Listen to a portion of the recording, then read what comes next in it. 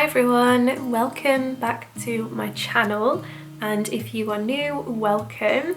I'm guessing that you might have found this video if you have recently had a baby, in which case congratulations, or maybe you are pregnant and you are expecting. But I wanted to make this video to talk about my experience as a first-time mum and maybe share some tips and things that helped me during the 4th trimester. So this is about the first sort of 12 weeks after you've had your baby and they've joined you earthside, as some people like to call it. I feel like it's something that isn't spoken about or chatted about as much as the first 3 trimesters in pregnancy, but I've seen quite a bit of information in the last sort of few years about the 4th trimester, and I just wanted to sort of add in my hints and tips. If you find this video, maybe it might help you or make you feel like you're not alone. So I really hope that you can take something useful away from this. So I am a first-time mum to our baby boy Jonah, and he was born earlier this year, and it was one of the most intense but amazing, just that you just can't put it into words, what it's like when your baby arrives and those first 12 weeks. There's no other life experience that I have had that even comes close to what you go through, the physical, emotional, mental changes when you have your baby and they're finally here with you. You've waited all this time to meet them and thought about what they might be like, and then when they are here, it's just it's a roller coaster. It's an absolute roller coaster of all brand new things, a whole new world that you are discovering and learning about. So I've had to think about a few bits and bobs which helped me, because although it is without a doubt an amazing time, like there were so many things that we experienced and we just kind of thought, how is this even real life? Like, this is amazing. How is he even here? How is he ours? And we were so excited and just in a bubble of newborn love. But at the same time, it's the hardest thing as well that we've ever done, and sometimes it can be difficult to balance things because you're having this amazing experience which is also really difficult. So I thought I'd try and share a few ideas of mine. It goes without saying, I'm not a health practitioner, I'm not medically trained in any way. This is just my experience and a few ideas as a first-time mum. So get yourself a nice cozy drink. I've got myself a nice hot cup of tea in, quite fittingly, my Mama mug. This one is from Oliver Bonus and it's one of my favourites. So my first tip is something that by watching this you're actually already doing, and it is to prepare yourself as much as you can for life with your newborn.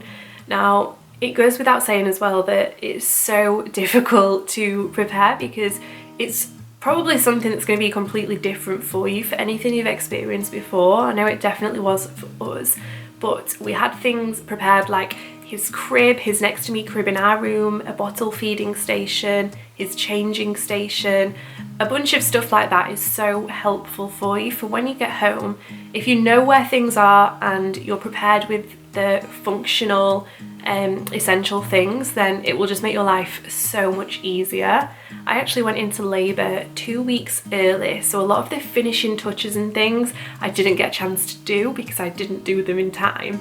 But little things like making sure his changing station had a nappy bin and we had a bin for his dirty clothes. It just saves you so much time. And on the back of that, actually, zip up sleep suits. Zip up sleep suits are not spoken about enough, especially when you have a wriggly newborn that might be crying and they just want to get changed quickly, you want to change them quickly, you want to get their bottle ready. Having a zip up sleep suit can just save you all the time doing the little poppers. When it's the middle of the night as well, you just need it. So they are definitely a really good product to buy to just save you a bit of time and save you a bit of stress as well. Then talking about time and how to save time, how to preserve your time, one thing we found really useful was taking advantage of food delivery. So things like your local supermarkets delivery by booking a slot, doing your shopping online, getting everything delivered straight to your door. It'll just save you that stress of trying to do a food shop with a newborn, or whilst your other half does it, trying to be at home alone with a newborn. It'll just save you that stress and just take advantage of it, get it delivered. And even better, if you do have family and friends around you that can help by cooking homemade meals for you with lots of nutrients and vegetables and things that will keep you in the best condition, help you feel good. If they can do some batched home cooked meals for you, that's amazing, and that will always help.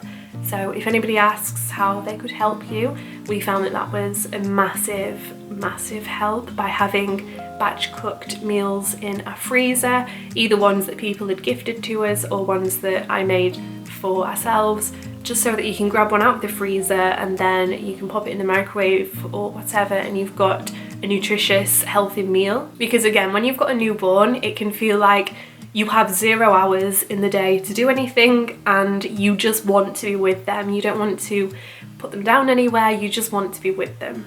One of the things that I have always struggled with is asking for help or accepting help. My natural reaction when anybody offers any help is to say, oh no, I'm fine, thank you, or I've got this, thank you, I don't need any help. And I don't know why I do that, but it's something I've recognised as I came into motherhood, that I do that all the time. And a note to future self or anyone else who is like this is to just accept the help when people offer it to you, because when you are a brand new parent, you're in a really vulnerable state and you have just gone through a birth, which is one of the biggest things in your life. So if people offer to help, like with cooked meals or household jobs, whatever you feel comfortable accepting, try to accept the help, and whatever you can allow to make yourself feel better, then go for it. Then in the 12 weeks after birth, there are so many different emotional changes that happen as you are getting used to your baby being here and your baby is getting used to this whole new world living outside the womb.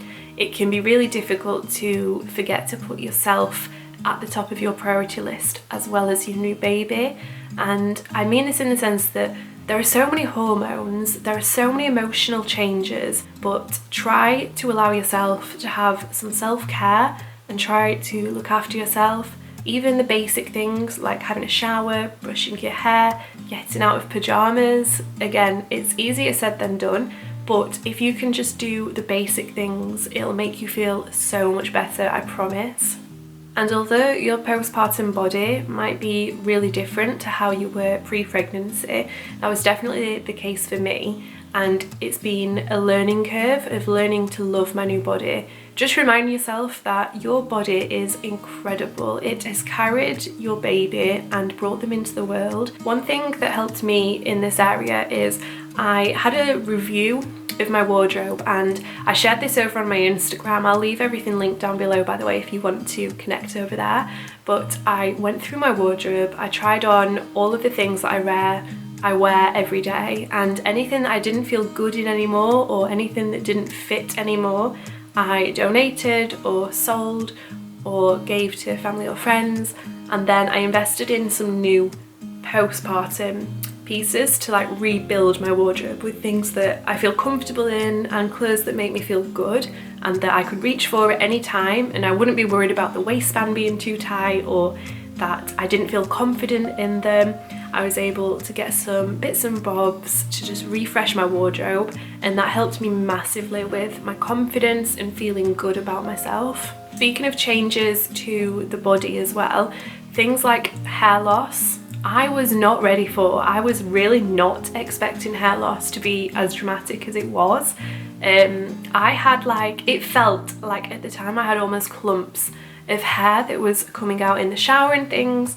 And on reflection, it obviously wasn't, but at the time it can be quite scary because it's something for me, I've personally not experienced that before. And I do now have a lot of hair regrowth. Don't know if you can maybe see, I've got a lot of little bits there. Just try to be gentle with your hair. In terms of preventing breakage, look at different shampoos or conditioners to repair any hair loss, any products maybe with some caffeine in there to help. I know that the Grow Gorgeous brand has really helped me. I'll link those down below as well if you'd like to have a look. Something that I found that really helped me, and something that I still remind myself of today, is that everything is only for now. If you're having a really difficult day with your baby, which everybody does, we all have them, they're babies and we're only human, so everybody has those days, but it's just to try and remind myself that I'm not alone and that everything is only for now. So if you are having a bad day, remember that it will pass. Especially with social media, it's so easy to see highlights of somebody's life and then compare and maybe feel bad about your own. But I just try to remind myself that every bad day will come to an end and it's only for now. Things will get better, things will get easier, and you just have to trust in yourself that you're going to grow with this new world. Something that me and my husband found really helpful was by carving an hour or two out for each other. So if one of us were to look after Jonah, the other could have a nice hot bubble bath or some time to read, some quiet time to just collect your thoughts and recharge. We are also very lucky that we live near both sets of grandparents and that they are really helpful and loving with our baby. So we have been able to let them come over and they have babysat for us so that we could go to the cinema or go out for dinner together, and that has just been so nice and I appreciate that so much because it has been so helpful. Sometimes just a few hours out together, or even if we do something on our own, it can just help you recharge and feel so restored. So I definitely recommend, if you can, trying to do that regularly. Oh, I also wanted to mention that we found during the night feeds, for me personally, I think that was the hardest thing because I need a good 8 hours of sleep, and if I miss out on sleep I really struggle.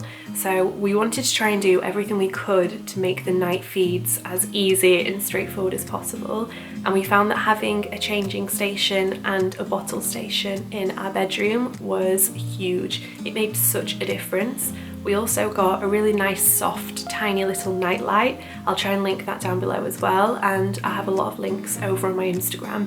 But we found that having a nice soft night light was really useful. We could just portable, so we could just move it around the room, we could just pop it on. And then we have the Tommy Tippy prep machine, so we use that to make a bottle. I think it's something like 2 minutes it takes to make a bottle.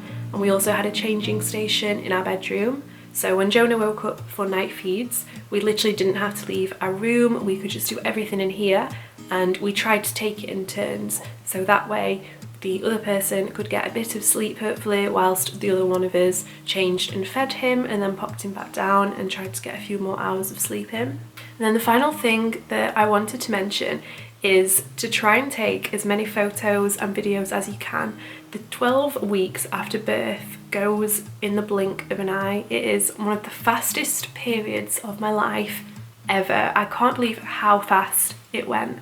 And I'm so glad that I took so many pictures and videos now, because sometimes when Jonah's actually gone down to sleep, I will just look back through all the photos and videos and I just can't believe that he was that small. And I'm so thankful that we do have the pictures and things of his tiny little hands and the little tiny noises he made when he was newborn. So I'm really grateful that I've got those to look back on. I hope that this might have been helpful for you, or maybe given you some ideas of some useful information, or even if it helps you to just not feel alone and know that you aren't alone in this, and there are many of us out there who are having the similar experiences. If you would like to share anything, please drop a comment down below. I always love to chat down there. But I hope that you enjoyed watching, and please hit that like and subscribe button if you haven't already, and I will see you in my next one. Bye!